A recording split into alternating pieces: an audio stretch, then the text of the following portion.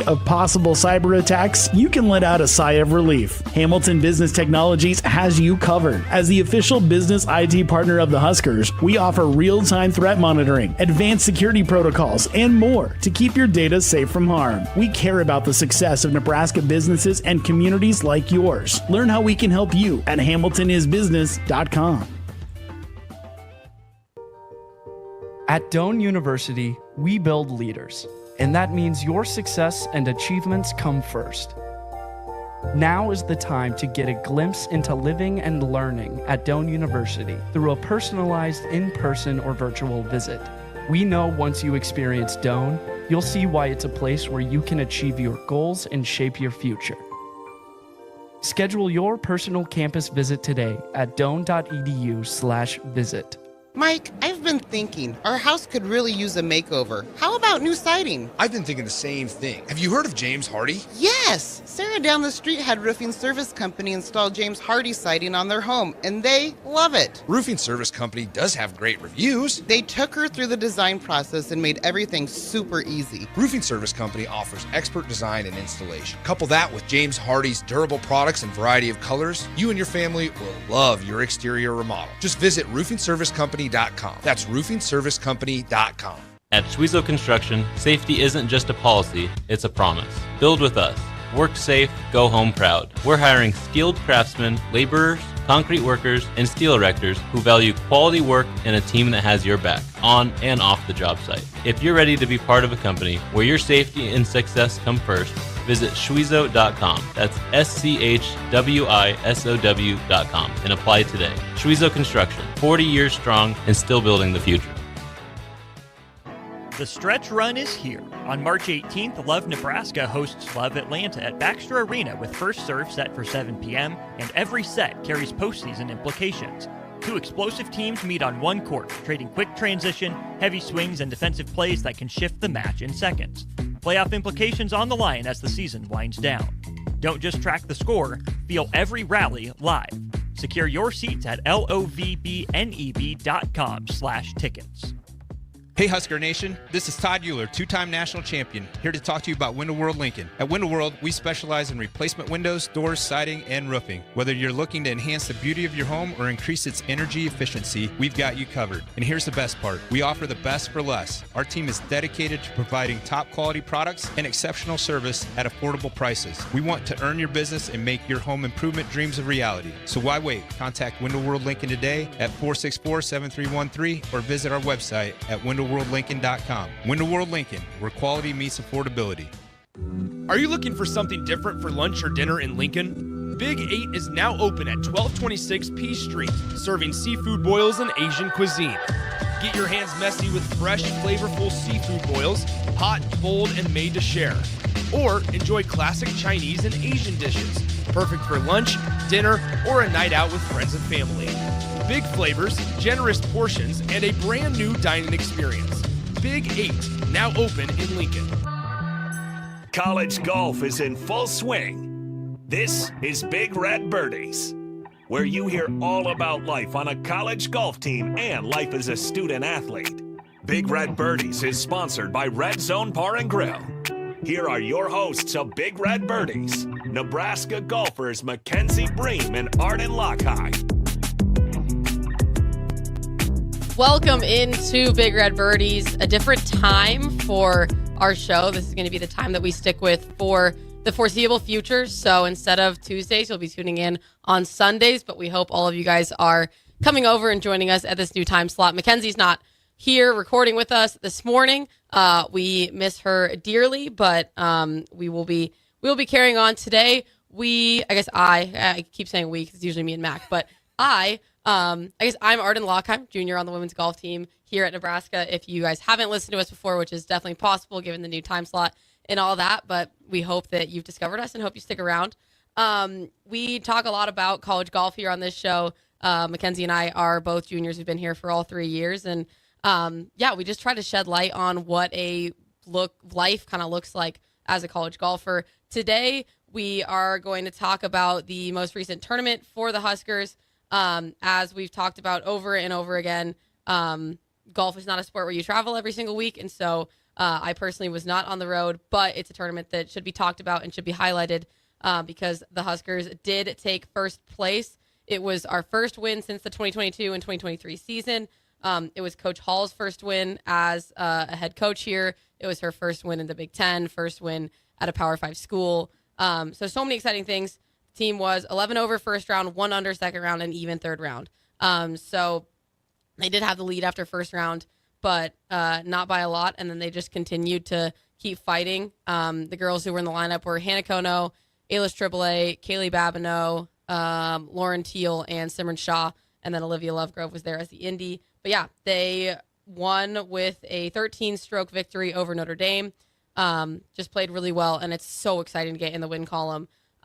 It's just huge for ranking and all of that, but also just for confidence. And Coach Hall was applying pressure on them every single night that the expectation was to win. She didn't have them shying away from the fact that they were in contention and almost was trying to add more pressure, which in a normal tournament you probably wouldn't, but we were, I guess, supposed to win this tournament just based on rankings and stuff like that. And so Coach Hall kind of tried to press the girls and see, what they could do under pressure. And they responded so well. You can see the first round with a plus 11 and then following it up, going 1 under in the next 2 rounds was so awesome. And yeah, it was just a huge win for the team and is definitely helpful for our ultimate goal of making regionals, which is what this first segment is going to be about. I wanted to just highlight what the qualifications are for making regionals. It's a little bit, it's not, I guess it's pretty similar sport to sport, but there's just different thresholds and stuff like that. So we're going to talk about that because it's becoming more and more relevant, which is awesome. The Huskers haven't made regionals in, I believe, 3 years. And we are well on our way right now. We're, I wouldn't say looking amazing, but we are looking promising. And there's 2 more tournaments in regular season and then conference as well. So to get into that, that'll be segment 1. Basically, to make regionals for women's golf, it's a 72-team field. It's selected in late April. There's 29 automatic qualifiers. If you win your conference, you automatically qualify. So I remember my freshman year, Indiana was not going to qualify for regionals. Their ranking wasn't good enough. Their strength of schedule wasn't good enough, really any of it. But they came out, kind of had a pretty surprise win at Big Tens and earned their automatic bid. Same way Coach Hall's team last year played in I think they were in the Missouri Valley. So MVC. And they won the MVC championships. And so their ranking wasn't good enough to get into regionals, but because you win conference, you make regionals. So if the Huskers do manage, if we manage to go win Big Tens, then we would get an automatic bid, not doubting our team's ability, but the Big Ten conference is one of the strongest conferences in golf right now. Right now, we have 4 teams in the top 20. USC is ranked number 2. Oregon is ranked number 6. UCLA is ranked 14th. And then Northwestern is 20th. So not doubting our team's ability whatsoever, but it just does happen that we are in an incredibly strong conference. It's the same thing. I'm a Seahawks fan, and you look at our division, it's a harder division to qualify. And I feel like, the Seahawks did a good job this year getting the bye. And I almost feel like that applies to the Huskers here too, where, we're a really strong team, and then we're also surrounded in a conference by really, really strong teams. So I wanted to do more of the math on, what conferences had the most teams in the top 20, but I think we have to be competing there in the Big Ten here with 4. The SEC, I would have to imagine is right around there as well. Stanford, in case anyone is curious, is number 1. USC, as I mentioned, is 2.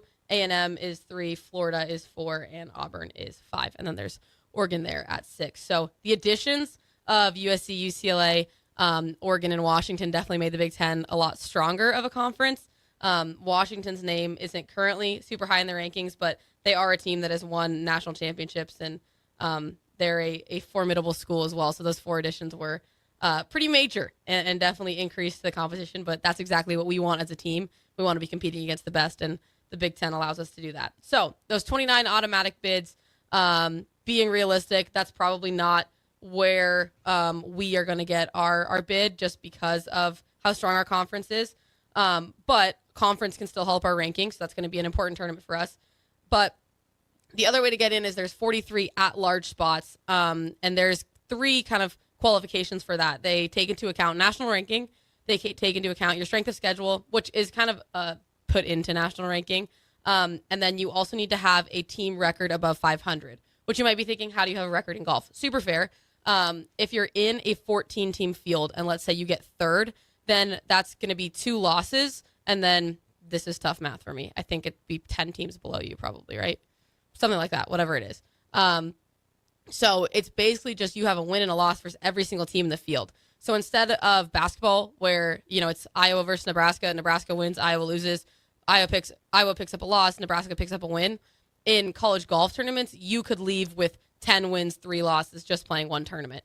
And so that record at the end of the year has to be above 500, which is why this past tournament was so huge for the Huskers and for ourselves, because I think it was a 14-team field, so we picked up 13 wins, which is just massive. And our 500 deal is looking pretty good. And so then the other thing that has to go into it is your national ranking. And so with golf, that just has to do with the strength of fields you're playing in. So if you're beating teams ranked better than you, if you're losing to teams ranked worse than you, just stuff like that. And then it also has to do with stroke margin. And so it's not just did you win or did you lose, but it's how much did you win by or how much did you lose by. So for us, we just won that last tournament by 13 strokes. That's a pretty good margin.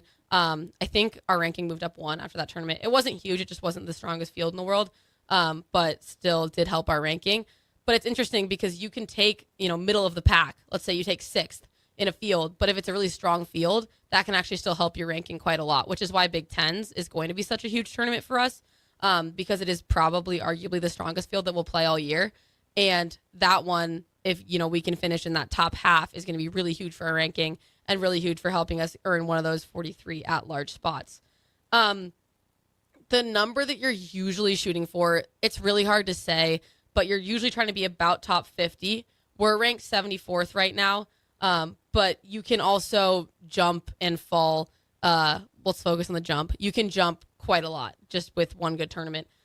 We started the spring outside of the top 100, and now I believe 4 or 5 events into the spring, we are now ranked 74th. So, I sit here and I say we're ranked 74th. We want to be around top 50. And yes, if you are a follower of other sports and you're aware of those qualifications, that sounds like a really big jump. It's very, very doable. It's definitely within reach for us. And we have the tournaments lined up to make that happen. We're playing in the Mountain View Collegiate this coming weekend, and then it'll be the Chevron Silverado Showdown. Those are our last 2 until we go into Big Tens. And then, like I said, Big Tens will be a phenomenal tournament to help us out. So over in Tucson, the field is North Texas, Cincinnati, Cal State Long Beach, Iowa State, Iowa, Kansas State, Marshall, Colorado State, Missouri, us, UT San Antonio, Texas Tech, Wichita State, Wisconsin, Houston, and San Diego State. There's some really strong field teams in that field. As you can see, Wisconsin and Iowa, my bad. Wisconsin and Iowa are the 2 other Big Ten teams in there. Kansas State's a super strong team. Houston is ranked in the top 20, I believe, in women's golf. Let's see here. Houston's 30, excuse me. So Houston's 30. But there's plenty of teams in that field who are ranked higher than us, which is exactly what you want to see, because we want to earn those wins over teams who are ranked better than us. And the team's just looking phenomenal right now. Practice has been great. We played so well in the last tournament. And so it's really good to be in a field that could actually help your ranking, because it feels good to win, but you wouldn't want to build a schedule of tournaments just like the one we just had, because it just wouldn't help your ranking that much.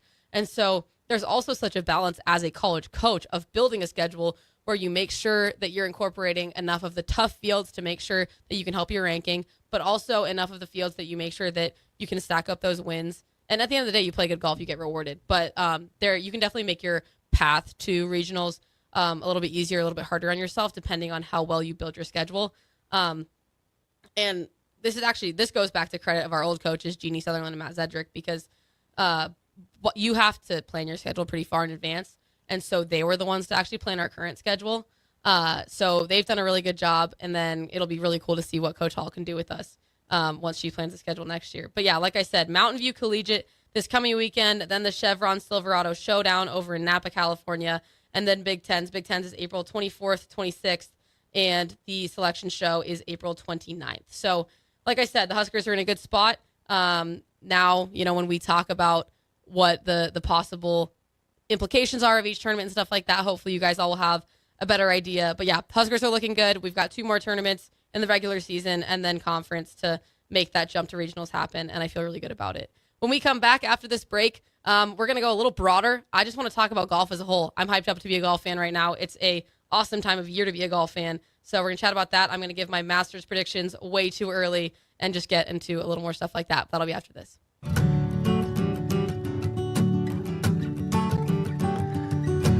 Way out there where the sun comes up under the big red sky, I do life the way I love, with family by my side. I feel home with me, no matter where I go.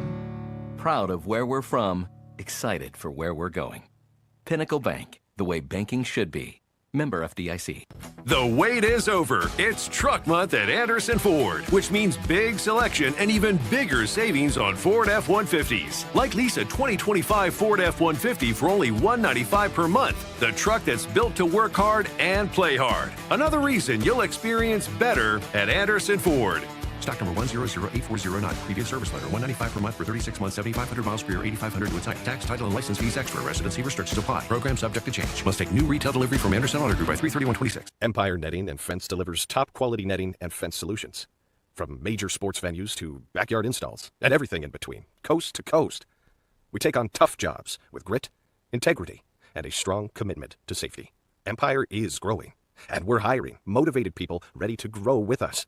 We build each other up, and we're building something big. Think you've got what it takes? Apply now at empire-fence.com. That's empire-fence.com.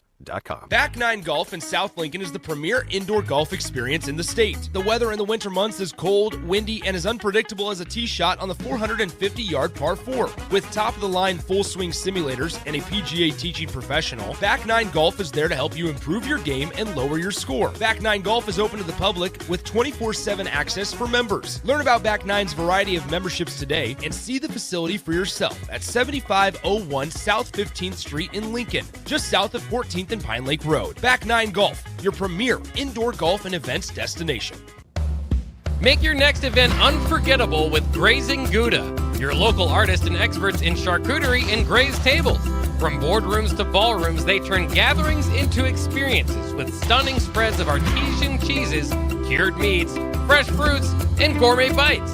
Perfect for corporate luncheons, weddings, parties, or any celebration that deserves a wow moment. They handle the details, you take the compliments. Book your graze table today at GrazingGouda.com. Grazing Gouda, because every event deserves to be savored. Why are some people more successful? Is it talent and determination, or did they recognize an opportunity?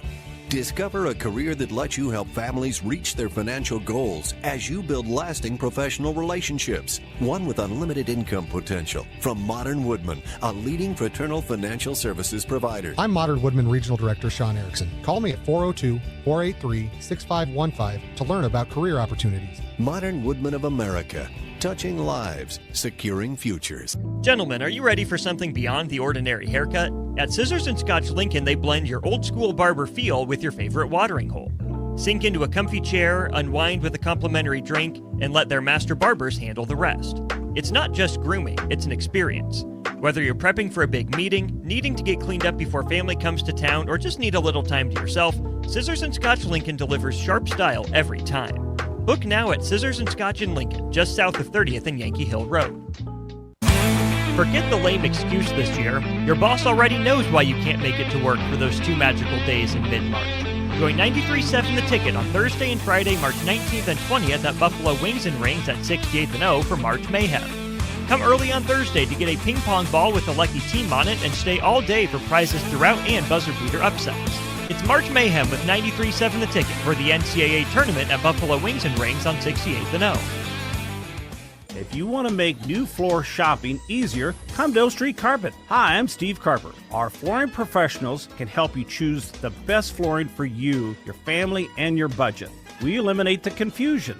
Even better, you'll be enjoying your new flooring much sooner. No 6 or 8 week waits. We'll install right away and save you money on installation. Floor shopping made easy every day at O Street Carpet. O Street Carpet. 1732 O Street, family owned and operated, always the best value. For remote starters, audio upgrades, and more, there's only one place to go. Auto Sounds of Lincoln at 48th and O. St. Patrick's Day may be on Tuesday, but the fun can't wait that long at Madsen's Bowling and Billiards. Join them on Sunday, March 15th for St. Maddie's Day.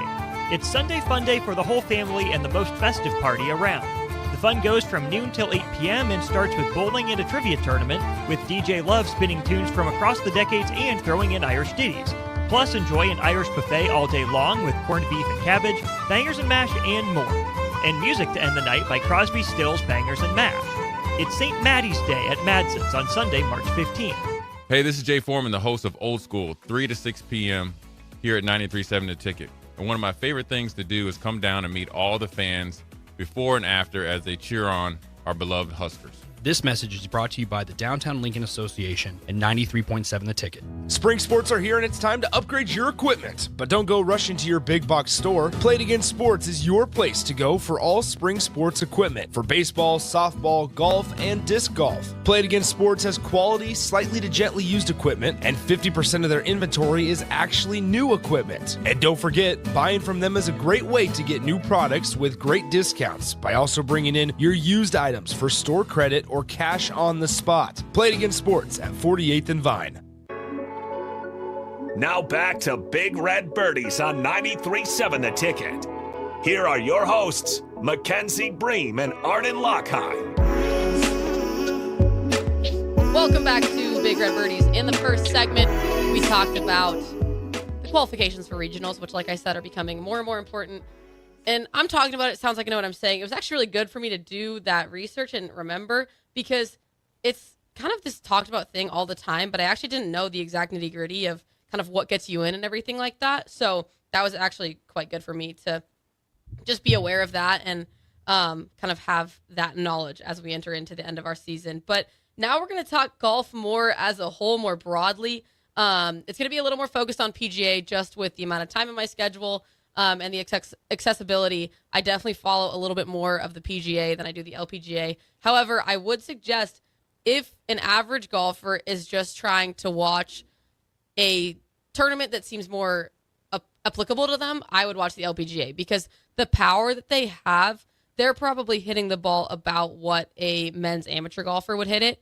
And so I think that it's more applicable. I think it's probably teaching you better lessons, because the women aren't out there overpowering a golf course. They're actually working their way through it methodically. They're thinking their way through a golf course. And I think a lot of what they do relies on short game. And I think that's a really good example for a lot of more of the average golfer. But for quality of TV, just watching a game, I think part of watching pro sports that sometimes really is really fun is just the almost otherworldliness of how good the players are. And not discrediting women's golf at all, because I know from my knowledge of golf that what they are doing is otherworldly.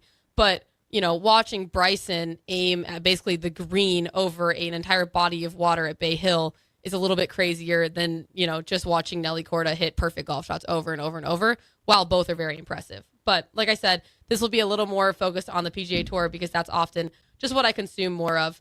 And we were actually talking about it during the break. I think part of that is just that the PGA Tour is more accessible. And I think that's also part of the reason why I find it so exciting to be a golf fan right now, is because of how accessible everything is, especially on the PGA Tour side. Like right now, on my drive over here, I'm watching the Masters and I'm watching Rory play his round right now. And, you know, I was driving over and it was the morning, and I was still able to consume a lot of his round and a lot of the other players' rounds who were teeing off early in the morning. And I think that's really, really cool, because golf is so long and they play for so much of the day that you can't always catch all of it. But it is very much a sport that you can just put on in the background. And so the fact that now you can go on ESPN Plus, or you can go on Peacock, or you can go on any of these streaming services and catch the rounds before they actually are happening on the main TV broadcast. And yes, all of those come with a subscription, and I get that. And that's kind of the world that we exist in. Arden, how do you go about that, watching that? Like, do you watch your favorite golfer? Like, you know how you talk about the streaming options. There's multiple ways you can watch like your favorite golfer. You can watch them golf all 18 holes, or do you just watch the main feed? How do you go about that if you have that streaming accessibility? I mean, if I've got time in my day, I love to watch an entire round of someone. It doesn't often work that I have 4 hours to watch. I mean, I'll watch the final round of the Masters, and this afternoon on Sunday, I'll watch the end of the Players. But back on Thursday, Jordan Spieth was one of the featured groups, and so I like to follow Jordan for a whole round if I can. He's one of my favorite players. So yeah, if the feature group works out where it's one of my favorite players, I'll try to follow them. But I do try to catch the main feed because I don't want to miss anything. It's fun on like Instagram and everything now too. You can't really miss a big shot. Max Homa on Thursday kind of went through the cycle, as you call it. We had an eagle, a par, a bogey, and a triple, I think in 4 holes.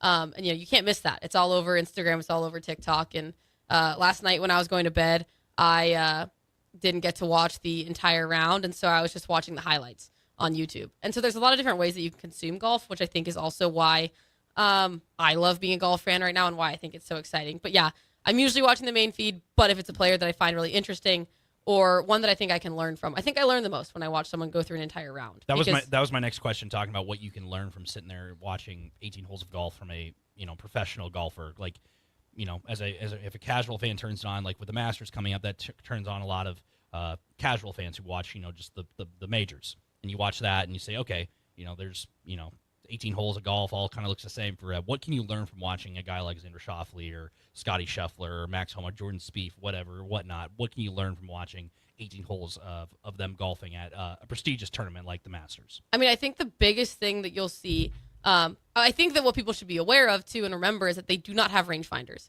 And to this day, I find that so crazy. So just the amount of work that goes on in a practice round day, especially at the Masters, they will broadcast the tournament before the actual Thursday starts. And there's the par 3 contest and all that, but they'll also broadcast the practice rounds. If you have a spare moment, watch those because and I know I'm sounding super golf nerd right now because I am. So this might be a very niche group of people who are going to watch a practice round, but it is so cool to watch them go about the course and figure out how they're going to find their distances, how they want to play the course. The Masters especially because it's the same course. It's at Augusta every year. Finding out how they're going to play it differently. And Augusta has made changes year to year.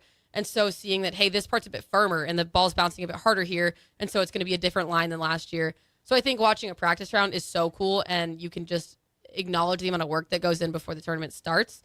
But then in terms of what you learn, I think you'll see how many mistakes they make.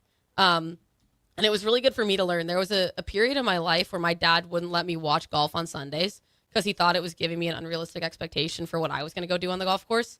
Because if you think about it, on Sunday, you have, the top 50% of the best players on tour that week, wherever you are. Yep. And so they're not going to be making a lot of mistakes. And you're not going to see a lot of the mistakes because, okay, let's say Xander makes a mistake, but then over on the other side, Scotty probably just stuck it to 2 feet. So we're going to watch Scotty stick it, and you're never going to see Xander make a mistake. And so I think that watching an entire round does show that they are not hitting perfect golf shots time and time again. They're not just hitting fairway green. There's a lot of times getting in trouble. I mean, on Thursdays, Scotty flared it right and was right of the cart path in trees at the Players, hit this shot over a tree, and then, became a lot like the rest of us, or a lot less like the rest of us, and drained like a 25-footer for birdie. But understanding that even their birdies are not perfect and it doesn't look amazing every single time. So I do think that watching an entire round of golf is probably would just expose the mistakes that they make. Also, something I wanted to touch on, because we were talking about this in practice this week, the PGA Tour putting percentages, I think, would blow people's minds. What do you think is the distance where tour pros are making half their putts? I have no idea off the top of my head, but I mean, they're professionals, so I'm assuming it's pretty solid, a pretty solid number. Okay, you'd expect really high, and it is about 8 feet. Wow, that's not that long. It kind of blows your mind. You think about that. Like, yeah. In perspective, it's like, okay, they're professional golfers. They're out there, 4 days every week, Thursday, Friday, Saturday, Sunday. If they make the cut on that on the Friday, you think like, okay, they're seeing the same greens and whatnot. But 8 feet, yeah, it doesn't seem like a lot. And I think what's impressive is that you go down to 5 feet and it's 80%. And so that's a lot where, amateurs and even college golfers probably lose strokes there. But yeah, 8 feet is where they're making 50% of their putts. And then if you think about how many 8-footers you see made on television, it's going to be almost every single one, unless someone is breaking under pressure and they show them missing. But I do think understanding that watching the main feed where they're just showing you highlights, you're literally watching a highlight reel of the tournament. And that's why it's good TV. And that's why people watch. Mm-hmm. But if you are just trying to learn from a golf perspective, watch someone's whole round, because it's just going to be way better for your expectations and your understanding of what an entire golf round. You're going to think that if you watch just the main feed of, a random tournament or whatever, the AT&T Pebble Beach Pro-Am or whatnot, you would think, oh, they make every single putt pretty much. They make every good shot. They don't make any, maybe you'll see one or two like, oh, they hit this one in the rough or whatever. They're behind all these trees and whatnot. But you'd think like every time they get on the putting green, oh, they're gonna make this every single time, because the expectation of that. I see that now, like sort of like as a fan of watching the Masters or the Tour Championship and whatnot. You'd think like, oh, these guys are like the NBA shooting 3-pointers. They're shooting these all at a very high percentage, but no, that's just how it is. I also think it's like you have to control, like, because not everybody's gonna have a great round. Obviously, like if everybody had a great first round, second round, third round, fourth round, the scores would be so high. But you have to control what you can kind of control. I kind of wanted to hear what your perspective on that is, because like.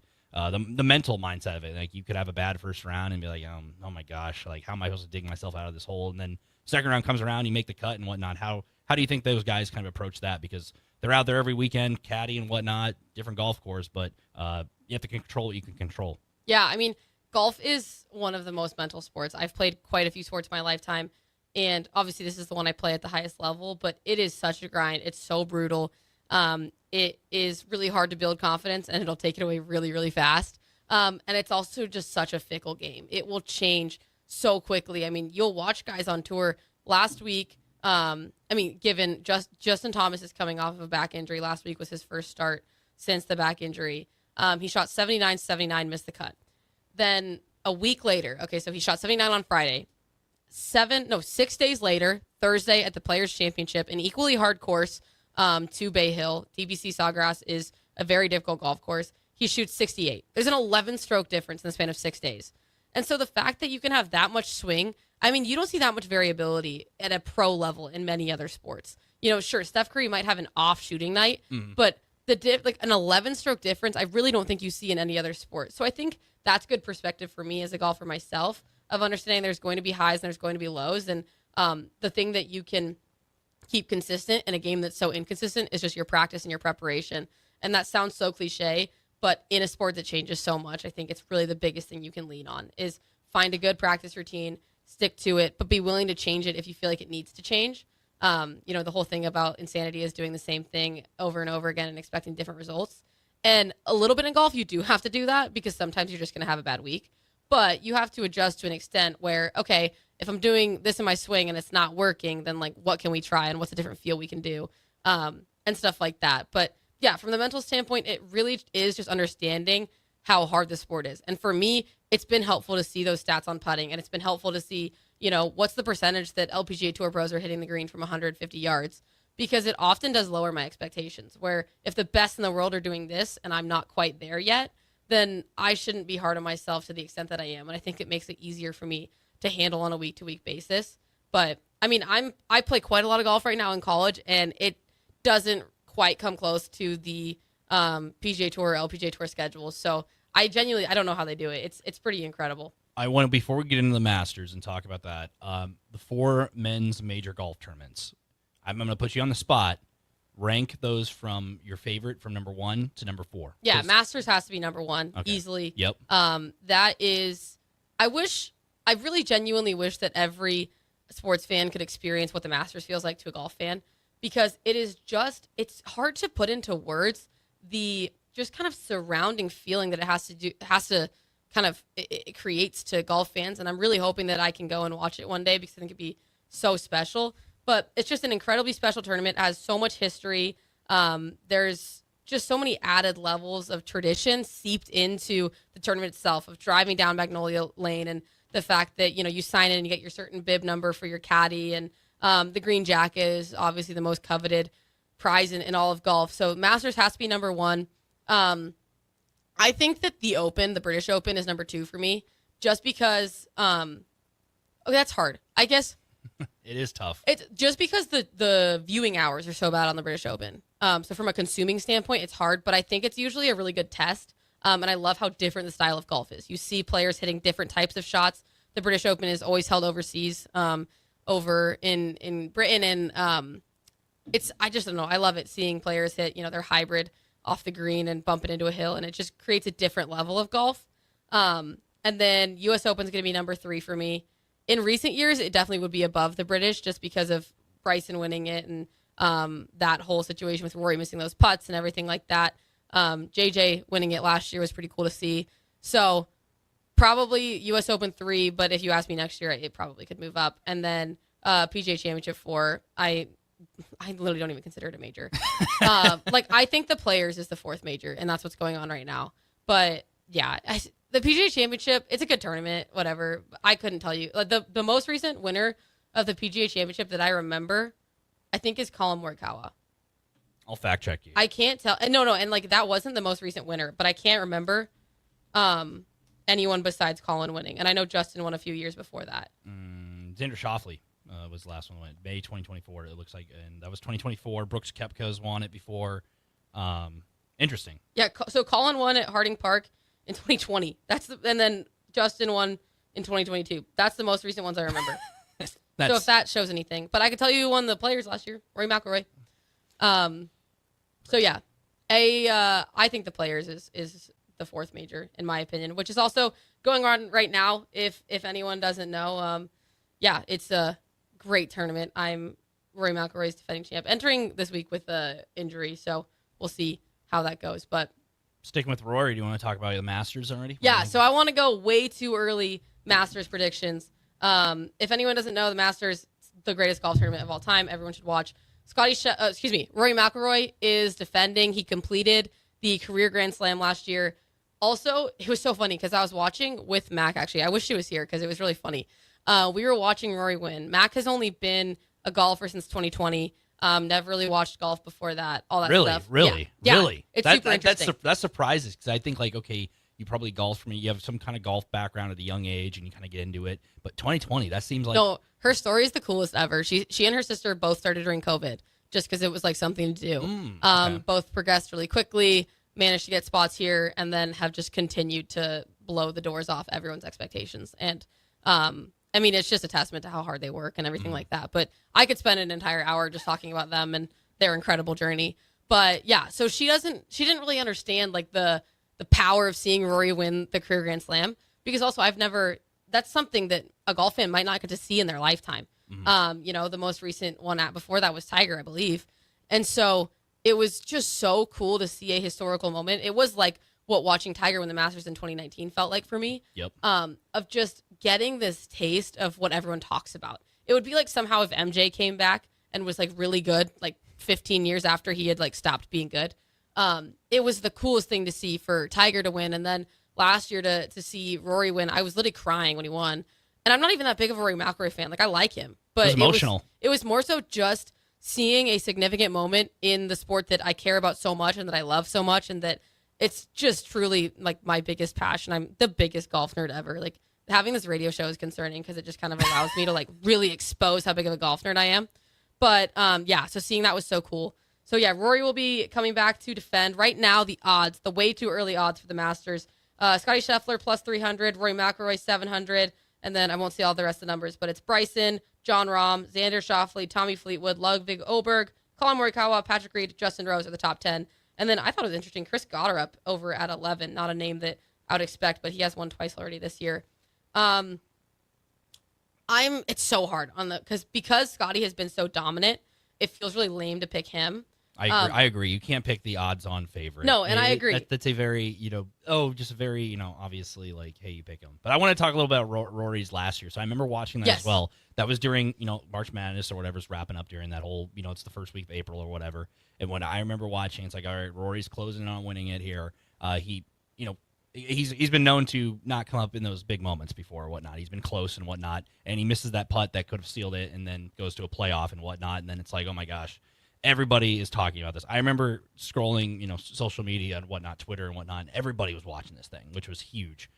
You mentioned how emotional it was. Even people who, this was maybe their one golf tournament they watched all year were cheering for this guy because they saw the story, and then obviously he makes the putt in the playoff, and then is crying pretty much with his family and whatnot. It was very emotional. But yes, picking the odds-on favorite I think is is no, and I won't be doing that. But I mean, like, yeah, Rory hit once again, golf nerd, but on 15 he hit this 7-iron. He was a little left. It's a par 5, but you can get there in 2. There's water in front of the green, and he hit this just towering 7-iron that drew over the trees and landed like maybe 6 feet from the hole or something like that. He didn't make the putt, but made birdie and then continued on.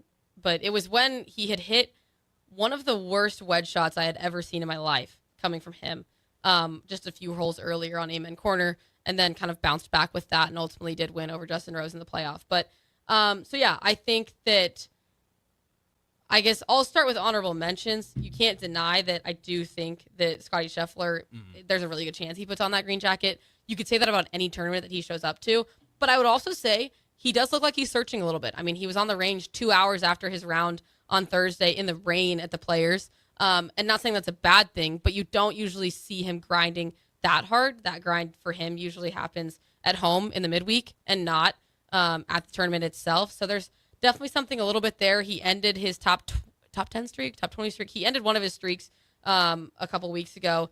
And so it's hard to say he's not looking good because it's Scottie Scheffler, but I don't think he's as just undeniably the favorite as he maybe has been in prior years. I do think Justin Rose is a huge name to watch. He's performed well there so many times. He's gotten runner-up, I think, twice. I'll check that. But, yeah, he was the runner-up last year, and his game's in really good form.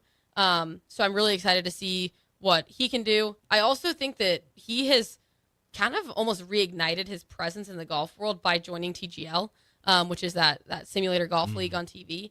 And I don't know how I feel about that exactly. We can talk about that in the last segment. Yeah, last segment we can talk about TGL. I have a little strong opinion on that one too, but continue. Yeah, so I think that he has also almost reignited his presence in the sport and his connection to it by joining TGL, because it's just that time to goof around a little bit and kind of show his personality. And I think it's kind of given him some fire as his career has been going on for quite a long time, that I think he definitely wants to continue to make a name for himself. So I think those two would be my big 2 notable mentions. I think Russell Henley is a very solid player. He won the Bay Hill last year. He played pretty well in it this past week and is playing well at the Players right now. So I think Russell Henley, not in that top 10 for odds, but I think that's one to look out for. My pick, though, it's actually my same pick as last year, which is kind of lame. But I'm going with Ludvig Åberg. As long as he's healthy, which sometimes has been a little iffy with him, but as long as he's healthy, I love his game for the Masters because it's so simple. There's not a lot that can go wrong with it. And at Augusta, fairways and ball striking are paramount. And he is one of the best ball strikers in the game right now. If he gets his putter going, I think he's going to be a force to be reckoned with. And I think it's only his 3rd year at the Masters, if I'm correct. And he has been top 10 both times. And as a rookie, that's incredible. And usually the Masters is a tournament where you get better with time. The more you play the course, the more you see it, you get better. I mean, you look at Rory, he's been playing it for 20 years. So Ludvig in his 3rd start, I feel really, really good about having 2 really good tournaments under his belt. Ludvig's going to be my pick. We'll see if I stick with that when April rolls around, but yeah. I think I might. What if I throw this out there? What if Rory goes back-to-back? Because Jack Nicklaus did it in 65-66, Nick Faldo 89-90, and then Tiger's the last one to do it 01-02. I mean, we thought last year was historic. Imagine if he goes back-to-back. I think that it would be one of the easier major wins in his life. You think so? Just because there has been this cloud going over every single major, especially Masters, that he has played in since he got 3 of the 4. And I think 3 of the 4 for the career Grand Slam. And I do think it'll be the least stressed he's been at the Masters in a really long time, because the expectation is not really to go back-to-back. The expectation, I think, is to be top 5 or top 10. But I just don't think a lot of people expect him to go back-to-back, whereas a lot of people, there was just a narrative every single time that he walked onto Augusta property of when are you going to get the green jacket? When are you going to get that monkey off your back? When are you going to complete the career Grand Slam? And I think because he's finally done it and he had that moment where he fell to his knees on 18 green, I feel like you basically saw the weight of the world lift off his shoulders. I think he'll be playing so free. He would be my pick, genuinely, if he wasn't having the back issues that he's having right now. He doesn't look good at the Players. He's been getting stuck a lot, and that just kind of means that your hands get stuck behind you. Your body's not turning in sequence. And a lot of times that does happen if your body's not quite firing the right way. Because we're doing way too early predictions, he could be healthy come Masters time. And I'm sure Mackenzie and I will do a full Masters preview show. So, like I said, my picks could change. My opinions on Rory McIlroy could also change. But I feel really good about him from a mental standpoint, from an expectation standpoint, from all of that. My concern is just whether his physical side will show up. But is that your pick? Is that your pick right now, Rory? With the injuries and whatnot, but I think it'd be a good storyline because everybody remembers where they were last year and whatnot, and then you see that again, and then make more hits.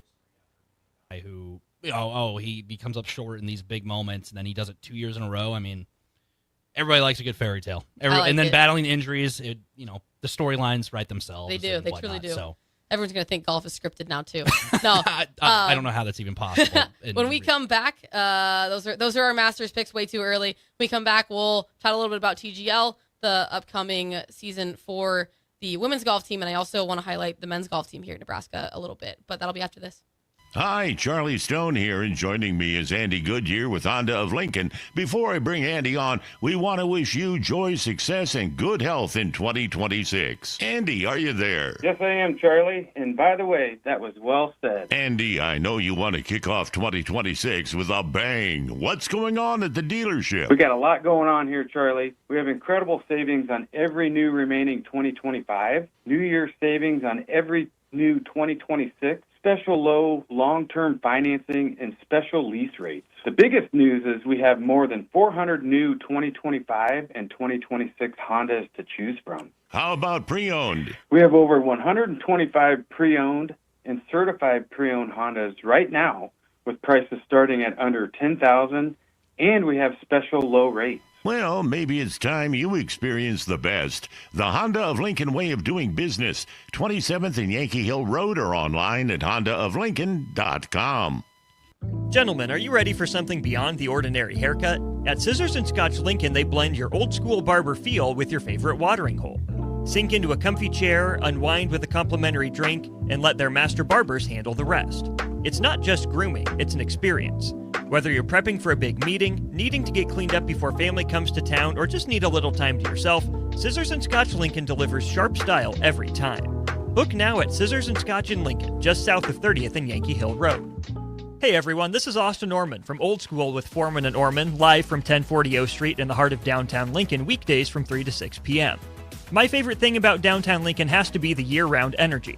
Downtown Lincoln never stops. It's easy to get to, has everything you could need or want in dining, entertainment, and retail, and of course it has Lincoln's best sports talk, proudly located in downtown Lincoln on the corner of 11th and O. This message is brought to you by the Downtown Lincoln Association and 93.7 The Ticket. Imagine starting your day with a computer glitch that leaves you feeling stuck, frustrated, and unable to get your work done. You have 1,000,001 things to get done today, and waiting for the tech issue to solve itself isn't one of them. It's time to let Hamilton handle the tech so you don't have to. We help businesses across the state spend more time on what they do best and less time frustrated with office technology. As the official business IT partner of the Huskers, we're focused on providing custom solutions that set you up for success now and in the future. Connect with us today at hamiltonisbusiness.com. Are you looking for an exciting new way to put your skills to work? Explore new career options in the fintech industry at Currency, a Sandhills Global company. We offer full-time positions in financial sales, compliance, operations, and other fields. We also offer a 4.5-day work week, an attractive benefits package, and opportunities for advancement. Put your motivation to work and grow with us at Currency. Visit gocurrency.com/careers to learn more. Tune in to 93.7 The Ticket immediately after every Nebraska men's basketball game for 1 hour of post-game recap. The Nebraska Basketball Postgame Show is sponsored by Union Bank and Trust, John Henry's Plumbing, Heating, Air, and Electrical, Jack Russell of Farm Bureau Financial Services, and the Lincoln Airport on 93.7 The Ticket and theticketfm.com. There's no place like McKinney's Irish Pub for St. Patrick's Day, so mark your calendars to join in on the fun for their 12th annual Street Festival. The party goes all weekend long, but starts on March 14th and 15th with tons of giveaways, great Irish food, and green beer. And it continues on Tuesday the 17th for actual St. Patrick's Day. Doors open for the bar at 9 a.m. on Saturday, 11 a.m. on Sunday, and 9 a.m. on Tuesday. And the street party starts at 2 p.m. all 3 days. Don't miss out on great music and great fun with no cover charge for St. Patrick's Day weekend at McKinney's Irish Pub, located at 8th and P. Make your next event unforgettable with Grazing Gouda, your local artists and experts in charcuterie and grazed tables. From boardrooms to ballrooms, they turn gatherings into experiences with stunning spreads of artesian cheeses, cured meats, fresh fruits, and gourmet bites. Perfect for corporate luncheons, weddings, parties, or any celebration that deserves a wow moment. They handle the details, you take the compliments. Book your graze table today at GrazingGouda.com. Grazing Gouda, because every event deserves to be savored. Staying healthy and comfortable starts with the air you breathe. If you're noticing more dust, odors, or allergies, it could be time for duct cleaning from Bryant. Pure Air starts with cleaner air ducts. Pair with enhanced filtration and purifications options, and the difference is amazing. When the air you breathe is clean and fresh, your home smells fresher, and your family is healthier. Time for cleaner air in your home? Call Bryant for a free estimate. Bryant Air Conditioning, Heating, Electrical, and Plumbing. 467-1111. Bryant, whatever it takes. Tune in to Outside the Box from 4 to 5 p.m. for everything you need to know about the Lincoln Stars. Join head coach Rocky Russo and play-by-play voice Alex Byrne as they sit down with special player guests to tell the story of the Lincoln Stars and give you all the news and notes you need from around the USHL. That's Outside the Box with the Lincoln Stars on 93.7 The Ticket and theticketfm.com. For remote starters, audio upgrades, and more, there's only one place to go. Auto Sounds of Lincoln at 48th and O. Now back to Big Red Birdies on 93.7 The Ticket. Here are your hosts, Mackenzie Bream and Arden Louchheim. Final segment of Big Red Birdies here on this Sunday. I'm Arden Louchheim, junior golfer here on the women's golf team at Nebraska. We're missing Mac today very dearly, but we are sending her and her family all our love.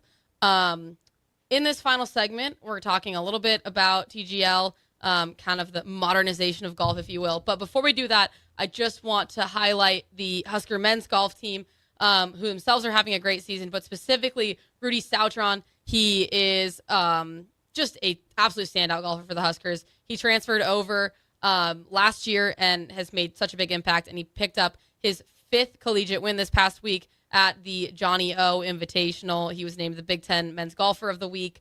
And yeah, is just one of the most promising collegiate golfers right now, especially in the Big Ten. And the fact that I myself just get to see him all the time and practice alongside him and kind of see what goes into being great has been really cool from my standpoint. And I get to play with him all the time. He was on my other radio show here on the Ticket, Arden's Ankle, a few weeks back. So if any of you want to learn more about Rudy, go check out the YouTube channel. There is a great interview between me and him talking just about his journey being from Reunion Island, which is a really beautiful island off of France. And so Rudy is incredible. He's having a great year. So if you want to follow a phenomenal golfer, I can talk about 11 other girls on my team, but also please go check out Rudy Sautron. Also, shout out to Evan McDermott, another one of the men's golfers. He shot 67 on the final day and played a big role in helping the Huskers do well in that tournament. So the men's team doing fairly well, kind of in a similar position. They're ranked inside the top 80, I believe. But yeah, they also need to have a good close to the season to make regionals. But both teams are in better spots than they have been in previous years. And it's just really cool to be part of a entire organization between both our men's and women's golf teams. They're just getting better. And I feel like we totally are feeding off of each other. I mean, we practice in the same hallway. We work out in the same weight room. We practice at the same courses. So it's definitely, I think, one of the more intertwined men's and women's sports because obviously our teams are different. Our coaches are different. But we do a lot together, and we practice alongside each other a lot, especially in our free time. So just so cool to see both men's and women's teams improving. I think that helps when you guys are pretty much sharing like the same space, essentially, too. Because not many other sports have that kind of luxury, essentially. It helps now that we're sharing the same space, but it's kind of separate. In the past 2 years that I have been here, we actually were sharing. We had 2 simulators between the 2 teams.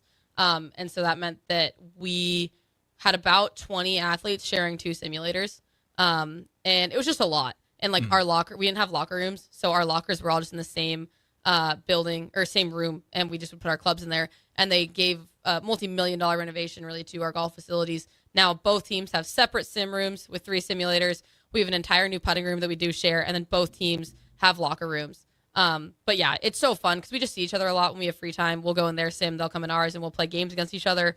When the weather gets continues to get warmer, we'll go out and play some 2v2s where it's a girl and a guy versus a girl and a guy, and it's so fun. I mean, just neither team wants to be outworked by the other team, so we're also a little bit competitive. Our ranking is better than theirs right now, and we want to keep it that way, and they don't want to. So it's fun. It's just so great to be alongside them and do a lot with them. And the only thing, it's funny. It's like very much like a sibling relationship in a lot of cases, not in all cases, because we have a couple couples. So that'd be weird.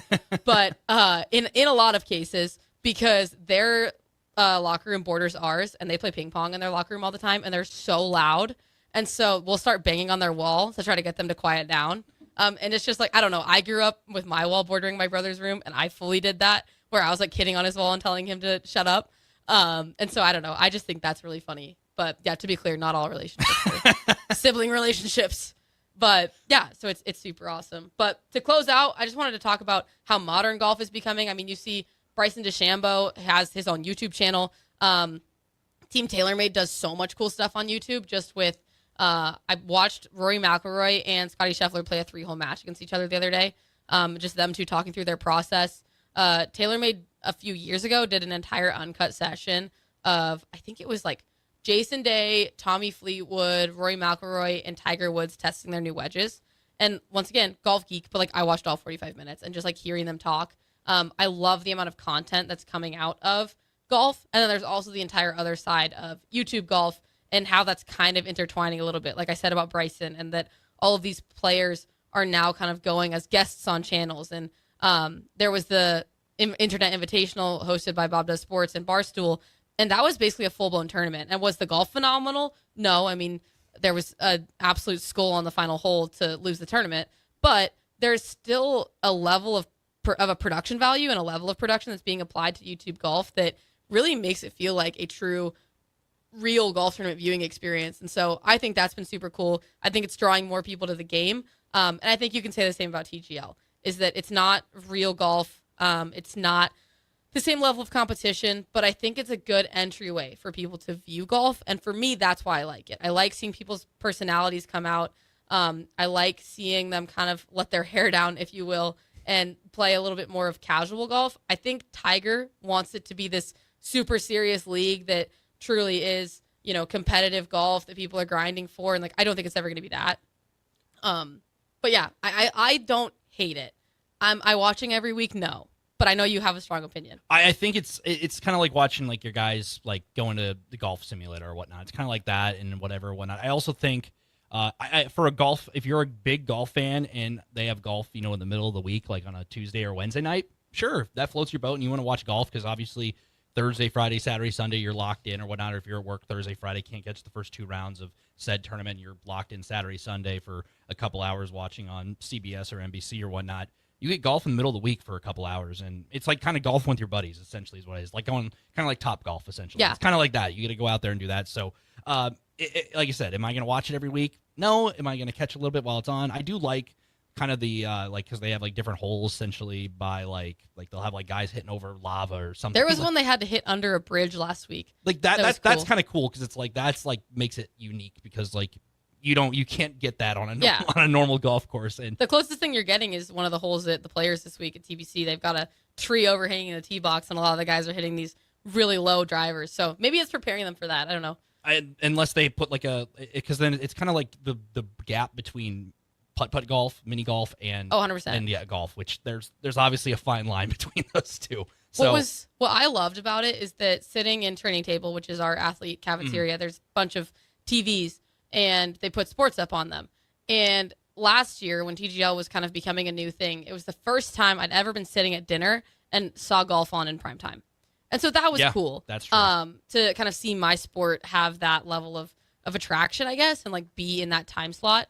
But yeah, I think it's a good entryway for people to look into the sport and maybe get introduced to it.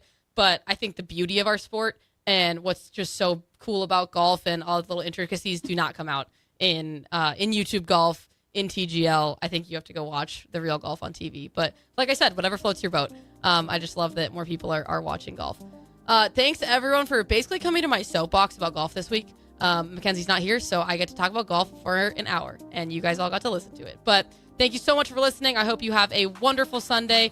We will be back, not next week, I don't think, but the week after, because we're going on spring break. And I'm very excited about that. But yeah, the Huskers will be playing this weekend in Tucson at the Mountain View Collegiate. Keep an eye on us. Cheer for us. We're making our run to regionals. And I'm feeling really good about it. But thank you so much for listening.